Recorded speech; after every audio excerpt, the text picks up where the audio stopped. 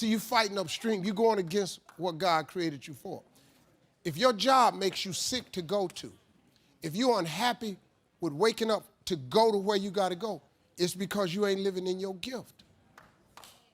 You should, before you die, you should do what God created you to do. You really should, man. Now, that don't necessarily mean you got to quit your job. Some people are born to be teachers, caregivers, nurses, babysitters. Those are gifts, you know what I mean? If you're living in your gift, you're cool. It's just if you ain't. Telling jokes was a gift. They're just not just running, jumping. If you paint, you should be painting.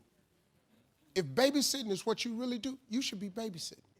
You're doing anything. If you fix cars, you work with your hands, you're supposed to be working with your hands. You do anything else, when that alarm clock go off in the morning, you ain't gonna like it.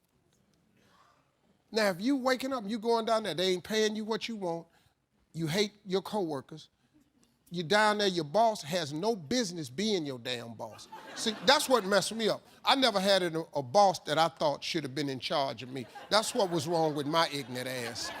I didn't know what I had was a gift when I was growing up. I just stayed in trouble. Because I just fired it off. My gift is I could take anything, any piece of information, and transpose it into comedy immediately. I don't have to think. It just comes to me instantly. It's a gift. It's crazy. And when I was young, I didn't know how to control it. I just stayed in trouble. I stayed in the principal's office. I stayed in the pastor's office. Everybody had an office. I was down there. Because my ass, I couldn't. My mama was a Sunday school teacher. My mama had me come to prayer service. She had a pastor lay hands on me. You need to heal my son. He can't shut his mouth. That boy just fired off. They thought something was wrong with me. All my teachers, the whole time I was in school, I had this teacher, she was so hateful to me. And finally she told me, she said, "Little Stevie, you sit down back there acting a fool. You ain't gonna ever make no money acting a fool." Ta-da! She didn't know. She didn't know. It's so crazy, man. I just never thought that anybody should be in charge of me.